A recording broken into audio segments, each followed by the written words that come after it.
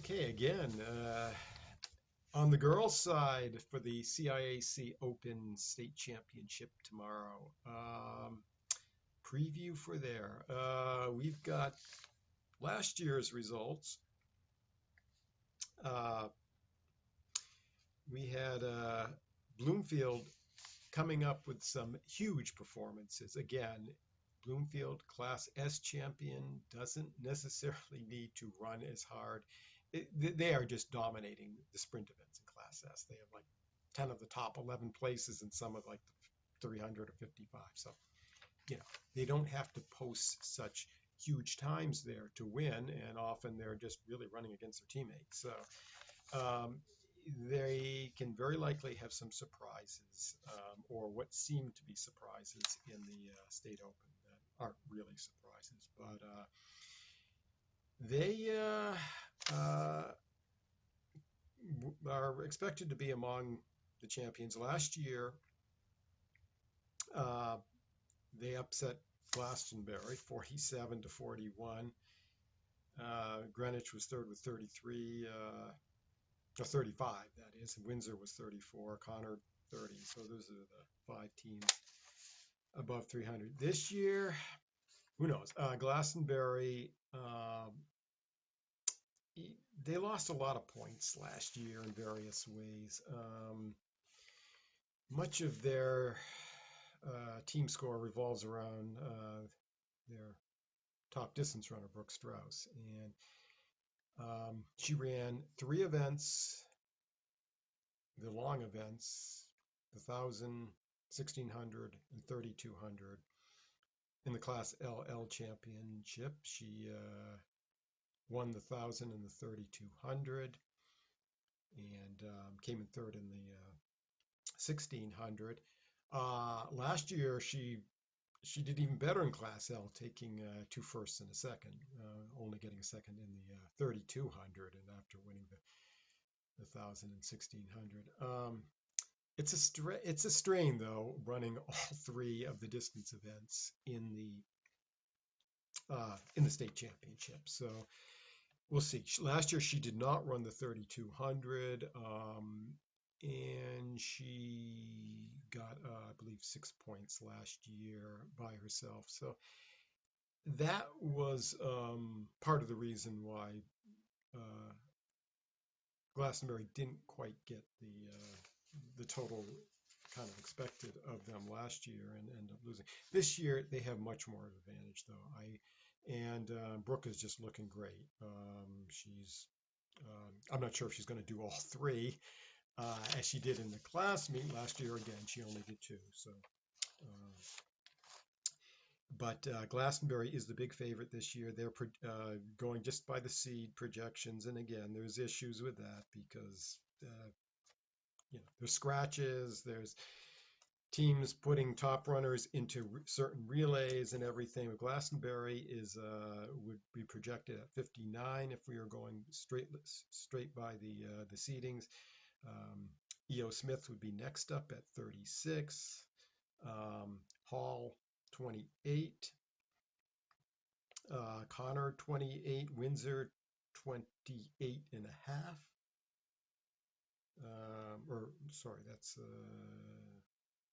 That's somewhere around there.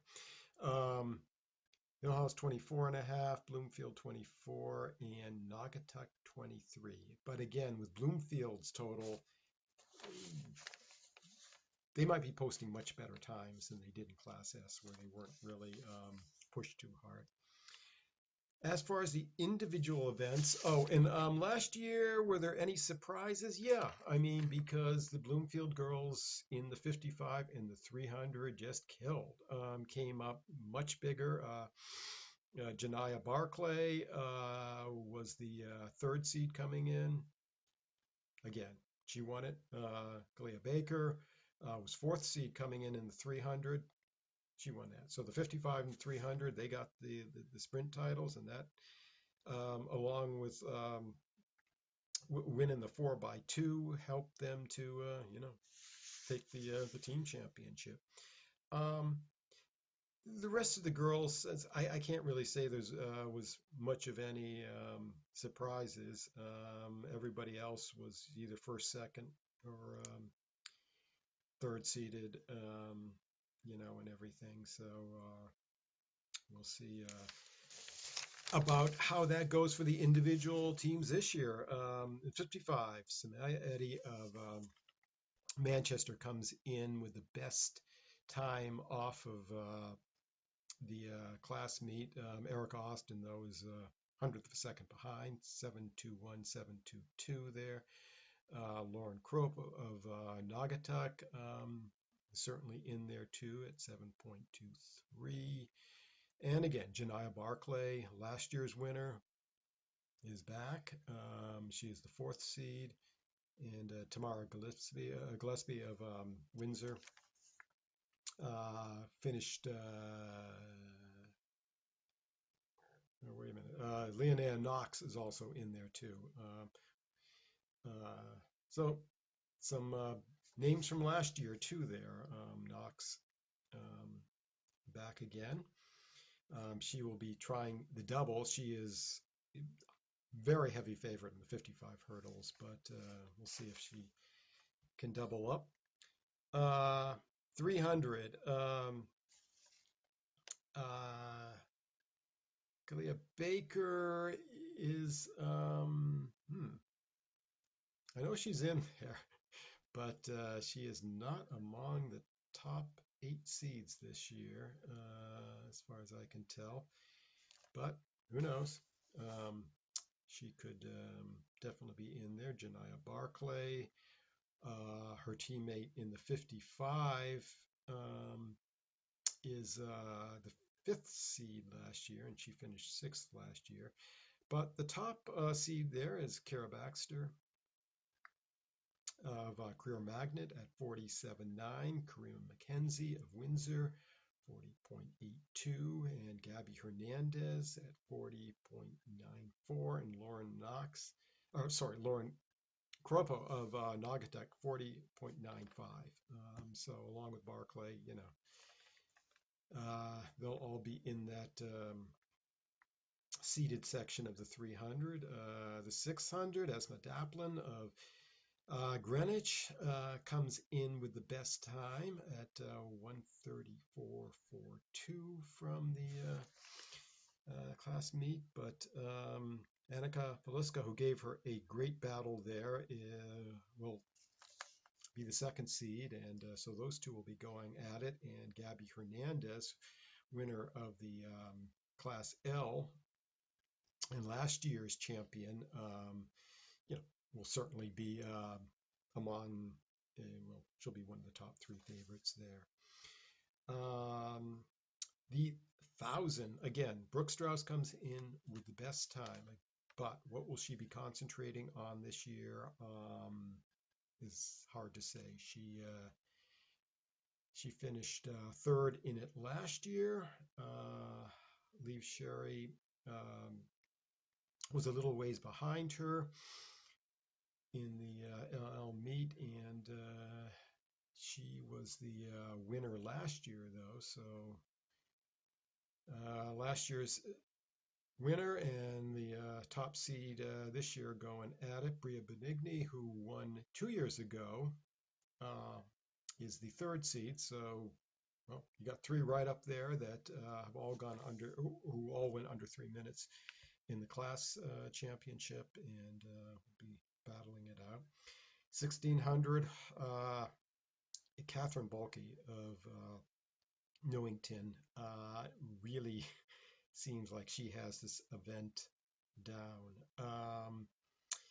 And Tess Sherry will be of Connor will be battling her, but and maybe Brooke Strauss, or maybe this is if Brooke does 2 of 3, maybe she'll do the 1,000 and the 3,200 this year. Who knows? But Brooke Strauss is the 3rd seed. So those 3, along with Anna Omolchenko and Ava of Wilbercross and Ava Malagesi of Ridgefield, all should be in it. But it really, Bulky is just looking incredible at this point. Again, the 3,200, Brooke Strauss laid down, is the only one to go under 11 minutes in the 3200 in the class championship. So she will be the favorite there. Eva Malagisi of Ridgefield is at 11 minutes. Last year's winner, Hannah Andrzejczyk of Shelton, comes in as the 5th seed. Of course, she and Alexa Chacon of Cheshire are battling down in Class L, so maybe they will be up there with the LL girls that also include Tess Sheriff-Conard and Anna Omachenko of Wilbercross. So that could completely turn around at the state championship. 55 hurdles, Leonea Knox could be going for, her time in the class championship was under the Tess Stapleton's meet record of 8:04, so she definitely has a meet record, I'm sure, in sights. Possibly the state record. Tess did 7.88, so that is perhaps within Knox's range there to get this time. Cream McKenzie and Squirrel Lawns of Windsor and Cheshire are the 2nd and 3rd seeds there. They had a nice battle in Class L. The 4x2, last year's winner was Bloomfield. They're seeded number 2 this year behind Windsor. So those two teams, along with East Hartford, are looking to go at it. 4x4, E.O. Smith laid down by far the best time with Gabby Hernandez on the anchor leg there. So they are the favorite. Last year's winner was Windsor. There doesn't look like they'll be contending strongly this year in that. Glastonbury and Ridgefield also could be in there. 4x8, Hall has just been really cooking this year, and they will be the big favorites to replace Glastonbury as the champ there. New Fairfield and Glastonbury are the 2nd and 3rd seeds. SMR, Sprint Medley Relay, last year's winner was E.O. Smith, and who knows if Gabby Hernandez was put in on the anchor leg. Who knows? They're only they're 7th seed this year, so they would not be in necessarily, or probably will not be in the top section there.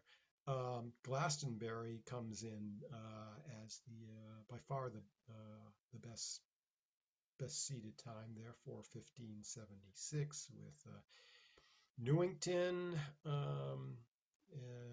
Catherine Bulkey maybe on the anchor there, and Maloney, Bria Benigni, Greenwich, Esme Daplin.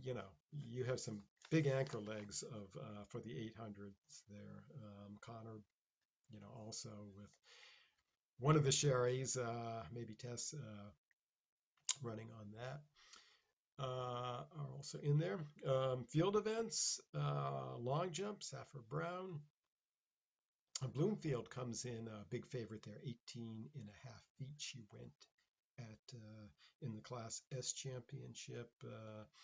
Vanessa Aguamang of Classical Magnet and Catherine Lambino of Sheehan, along with Kara Stewart of East Hartford, of all done over 17.8.5, so they'll be battling there. High jump, Avery Pitts of E.O. Smith. She's gone, I believe, 5.6 this year. She did 5.4 in the class championship, and she'll be the favorite. Victoria Baker did 5.3 for Sacred Heart in the class championship, so there's always possibilities for a good competition there. Talia Graham in the pole vault has looked great this year. She finished third last year, and she did 12.3 in the class meet and the Class L meet. Meet record is 12.6 by Paige Martin of Norwich Free Academy. So, Graham is within range of that. Jordan Carr and Allison Vigue were at 11 feet in their class meets, and they finished fourth and second last year, so they'll be challenging Talia. And in the shot put, we do have last year's winner, Shalisha Robertson of Hill House Back.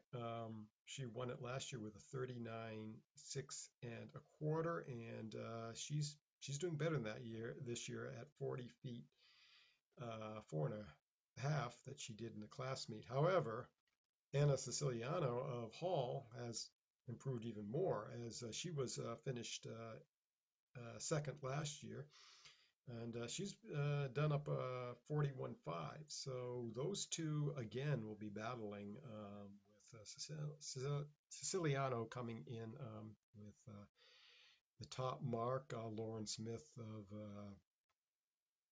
New Canaan also in there. So that's the story for the girls' side of the action here at the state championship, and we'll see how it all works out. With the girls' side, I just want to mention that state records, other than perhaps Leonard Knox in the 55 hurdles, are generally considered pretty much out of reach because you had some top runners of the past named Precious Holmes and Danae Rivers setting down incredible marks during the 2000s, and so a lot of the marks are well out of sight. Hannah DeBalzi also in the long distance or the 3200. I don't think anyone's going to come close to that. So probably just Knox in the 55 hurdles, and again, maybe Talia Graham in the pole vault stand a good chance of or a decent chance of maybe getting a state record or a meet record. So we shall see. Saturday, gotta get there and catch the action.